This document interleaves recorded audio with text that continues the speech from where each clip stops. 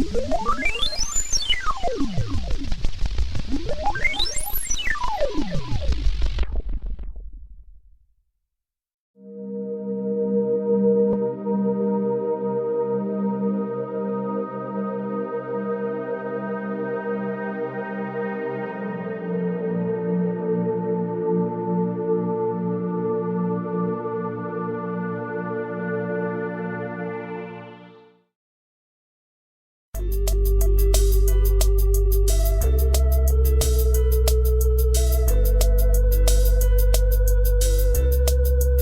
name is Cesar Gonzalez, Jr. I was born in Bellevue Hospital in Manhattan, New York on February 16, 1976. I'm Dominican and Puerto Rican. My father's Dominican. He barely played a part of my life. My mother, A.Gonzalez, is Puerto Rican. And she's been like the backbone of my life. Her and the one man who I say is my father, David Rizari, Sr., who died a few years ago, taught me everything I know about to be a man, to stand up for myself and fight. I remember when I was a kid, and I used to go to school, I used to get picked on. I remember the kid's name. His name was Donald. He used to whip me out every day. I used to call him bruises. My mother would be like, "Oh, what happened?" I'd be like, "Oh, nothing, I was just playing basketball or something." Till one day, I heard my father look out the window, and they seen the kid picking on me. So they came down. My mother had a bat, my father had a belt. I'll never forget that day. My father told me I had a choice: either fight him or get hit by the bat or the belt. When I looked at the bat or the belt, I said I'd rather get beat up by him. So I fought him. As usual, he beat me up. My father took me to the gym and told the trainer, teach my son how to defend himself and fight. He left. He came back a few hours later, asked the guy, do I have any potential? The guy said, yeah, I have a lot of heart, and I just don't stop. I started learning how to box then. I actually fell in love with the sport. I must have been like in the 6th or 5th grade. I was like 13 or 14, and I've never looked back since, always boxing. But at the same time, I was young, adolescent, and I got caught into the streets. My father's telling me to box, I have potential. My trainer even told me, but I had my boys telling me, let's do this, let's do that. They wasn't encouraging for me to do the right thing. Everything was like wrong for them. About a few weeks before my fight, my Golden Glove fight in '94, I got shot. And it took me away from that fight, which I was kind of disappointed at. In the same year, my brother, who I love and dearly, he was like a special person to me, he got shot in the head and killed. And that dramatically changed my life. It was just like a downslide from there. I was just running the streets, trying to make everybody feel the pain that I was feeling. The following year, after my brother was shot, and I got shot by the police, I wound up going to prison for 7 years.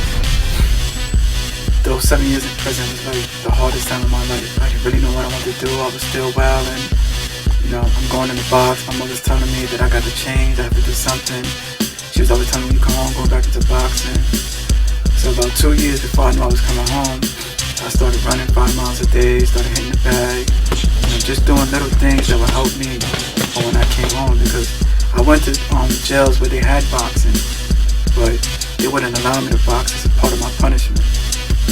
When I finally came home, I met a guy named Robert Burgon. We call him Hez. And he started teaching me how to box again, moving around. We was going to go into the Kansas City Nationals in 2002. And when my PO found out, she told me that I couldn't box because it was a violent sport, and that if I did go, they was going to arrest me and make me do the remainder of my time that I had on parole. So because of that, instead of me fighting it and trying to get lawyers, I just basically fell into what they wanted me to be as a person. And I hit the streets again, which was a bad choice in my life, because I did some things that wasn't right, and I wound up getting shot again. I had reconstructed leg surgery on my left arm leg because they shattered my hip bone and my femur bone. They told me I would never walk normal again, nevertheless box. But I'm the type that if you tell me I can't do something, I'm going to do it. And boxing is what I want. So I went a few years without fighting. I used to volunteer and help other kids learn how to fight, and just go into the gym and try to just give whatever knowledge I had. One day I was watching a fight with Bernard Hopkins, and I learned about his story, about how he did time in prison, about how he been stabbed, how he lost a brother, and how through his dedication and his focus in boxing, he would come on to be one of the greatest middleweights of all time. So I said, if he can do it, I can do it. He was was like, it's an inspiration to me, like one of my favorite fighters. And one thing I know, that the human mind is a powerful thing. If you tell yourself you can do something and then believe in that, it can happen. So when I decided that I had an obstacle because of my age, I'm 34, and then on top of that, I had ballooned up to like 220. A friend of mine knew this guy named John Schaefer from Winning Factor, who's a world-renowned strength and conditioning coach, who he actually trains Apollo Ono from the Olympic team, one of the most decorated Winter Olympians ever. So me and him got introduced, we spoke. You know, he seen that I was focused, he knew that I was serious, so he gave me a shot. I started going.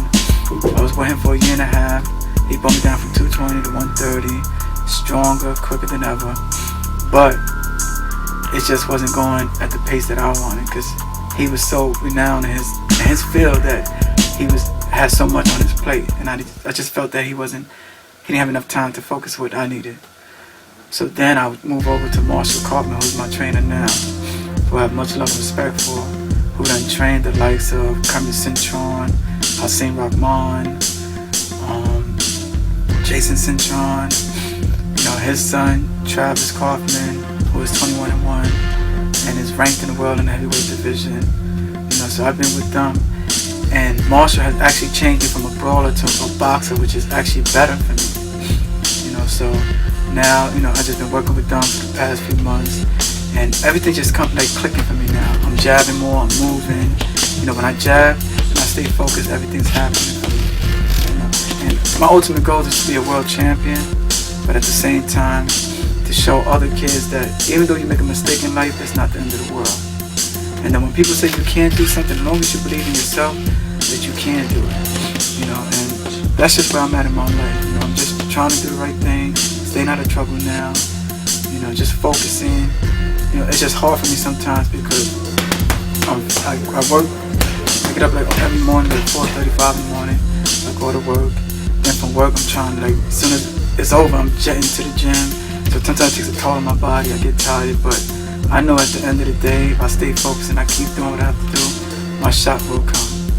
And you know, I just want to let the world know that I'm here to stay, and no one's gonna tell me I can't do what I know I can do. And that's just pretty much my life story there. I have an email account if, you know, anyone out there sees my struggles, my dedication, and is willing to help me, give me a shot.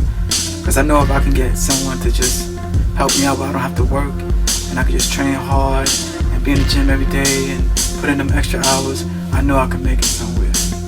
One thing no one ever have to worry about is me not wanting to fight. I take punches from anyone, and I mean, I'll keep coming. You can reach me at Cesar Gonzalez 3476 at yahoo.com. You can also reach me at 484-388-6189. That's my cell phone. Yeah, I mean, I want to give a shout out to, you know, my mother, who, no matter what I did, even when I was wrong in life, never went against me, always felt that I had something good in me. It was just me, you know, for my brothers getting murdered and being around the wrong people who just didn't understand what life was really about. You know, and through all these years, she's always been there for me.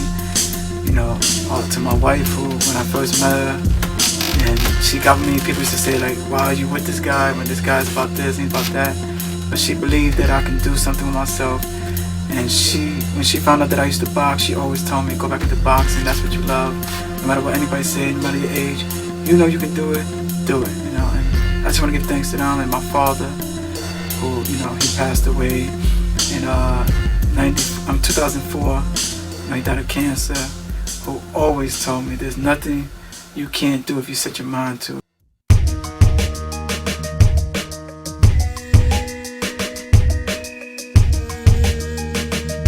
I just want to say, for all the people that sees this and is willing to support me and believe in me, I'm not going to disappoint no one.